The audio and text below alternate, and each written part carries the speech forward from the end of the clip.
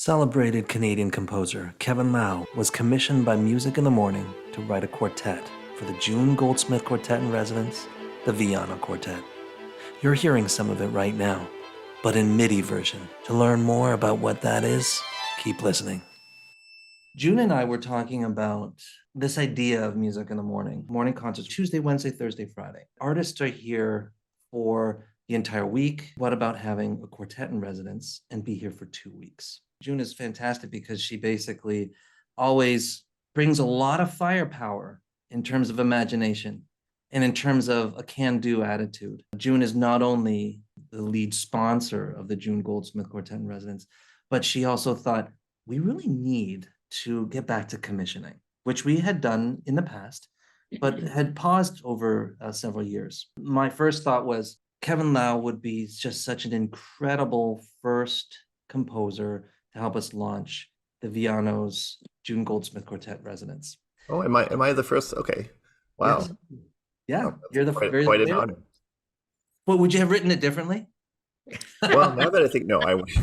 One of the things that we're noting right now is that when we usually have a commission, you might have one or two performances. Generally, they call it the world premiere. What the Vianos, June and I decided was that we should play this 8 times. Let's play the work at every single main stage show.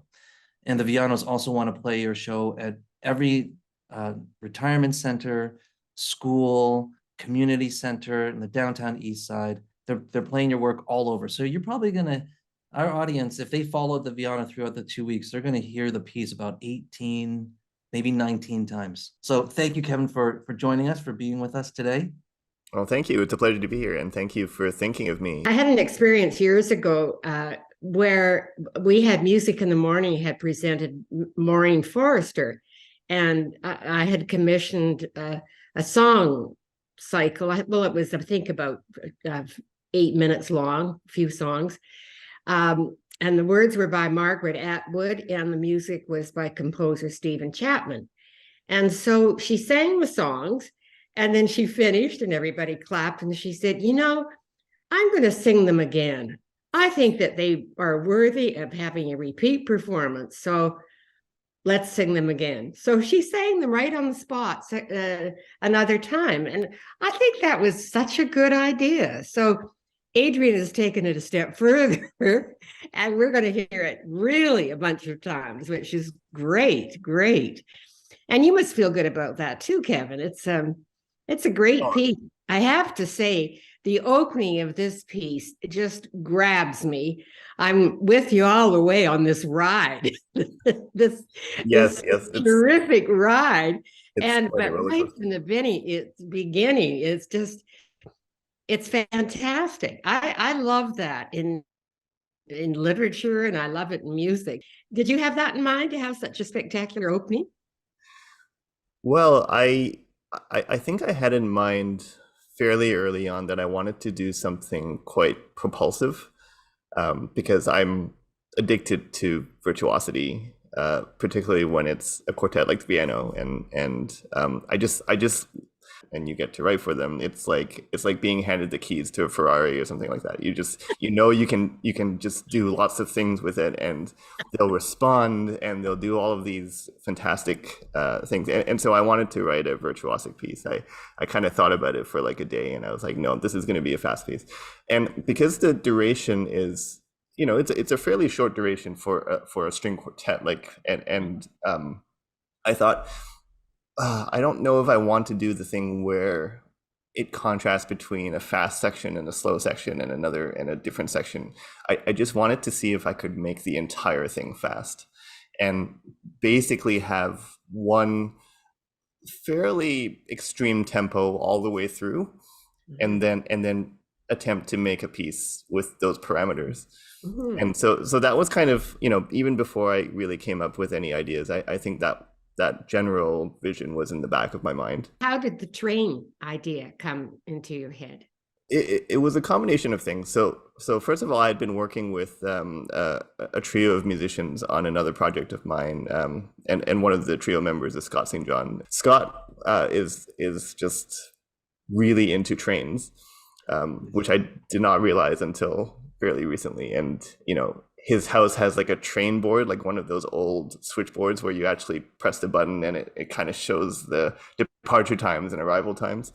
And like his daughter would run upstairs and hit the switchboard, and it would like display any text that you wanted. It was so weirdly geeky and endearing. So he told me, he was like, I recommend taking the train everywhere, and like he was talking about just, I don't know, all of the minutiae of traveling by train. So I decided on a recent trip to take the train to London, and it helped me because I had some work to get done, and you can't do work while driving. So it's nice to have that space to do it. And so while I was on the train, I was just kind of like watching the scenery fly by and trying to let my mind wander a little bit, because I find that in so much of our everyday life and in just kind of modern society in general, we don't really have a great deal of space for daydreaming anymore, I find. And it's something that is so crucial to my own process, to just have a moment to not be stimulated by some information. And so I kind of forced myself into that position where I was just looking out the window and not really thinking about anything. And then, as is often the case, musical ideas started to kind of occur to me. And so I just started to jot them down with no commitment to any of the ideas, just kind of like almost sort of a meditative process of just, documenting what was occurring to me. And one of these ideas that I documented was this little, this kind of flickering 16th note figure.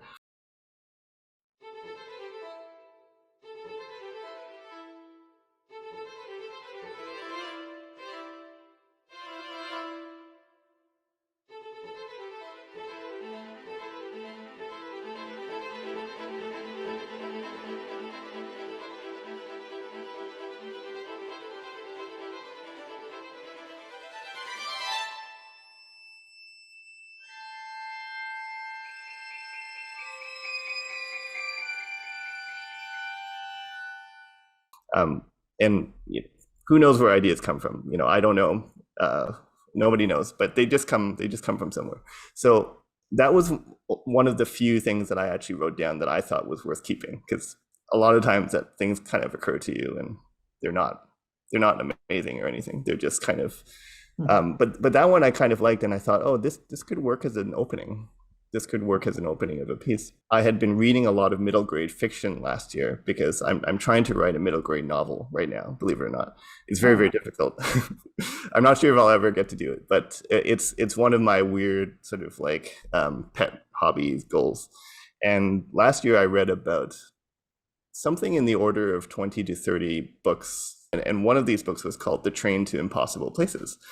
And kind of selfishly, I thought, oh, this is a really great title. I wonder if I can kind of just borrow that as the title of my string quartet. And then I borrowed it, but then I kind of tweaked it. I changed it to The Train to Improbable Places, because the imagery of this piece is sort of like a train that is just moving and going through all of these landscapes, these musical landscapes. But some of the musical landscapes, like on paper, they don't really seem to belong. They're out there, they move into these fantastical different styles that normally wouldn't kind of coexist in the same space. But I thought of them as being improbable rather than impossible, because clearly this is a piece that goes there. Does writer's block ever happen for composers? Yeah, I think so. I mean, oftentimes it's like, you can write, you're just afraid that what you write isn't good enough, and so you decide not to write. Like a lot of writer's block has sort of psychological basis, but it's not like you're incapable of writing. It just means that whatever you write, you're not satisfied with. That's usually what writer's block comes from. How do you get over it? Do you just keep writing, or do you stop for a day or two and worry about it and get self-doubt? Or how do you remedy when you get these feelings of self-doubt?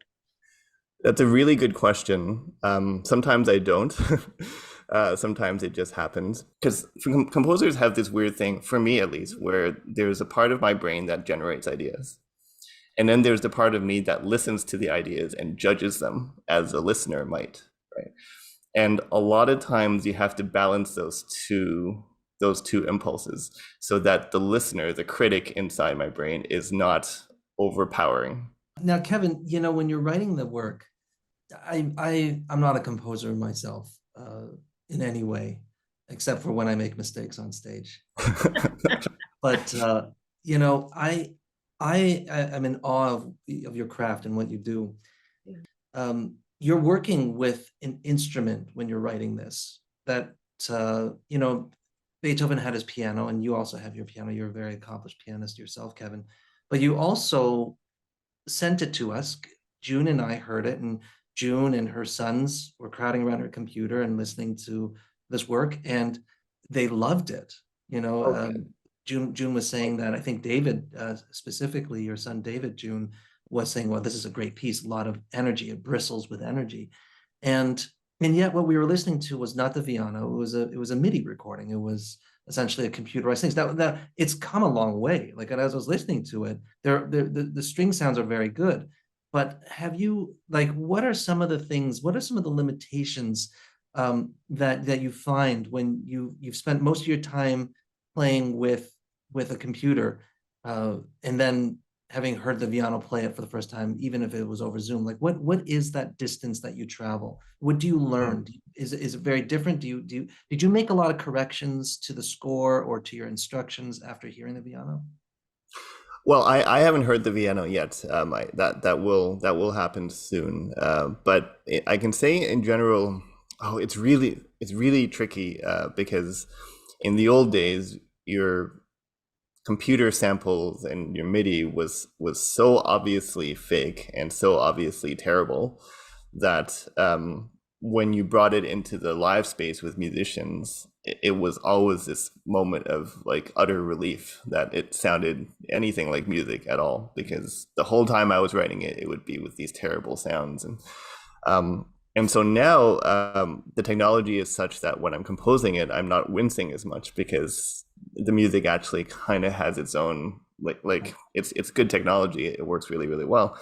But sometimes you can still be fooled, and it can be fooled in the opposite direction, where there are things that the samples do that sound really good, and then they may not be extremely practical, or vice versa.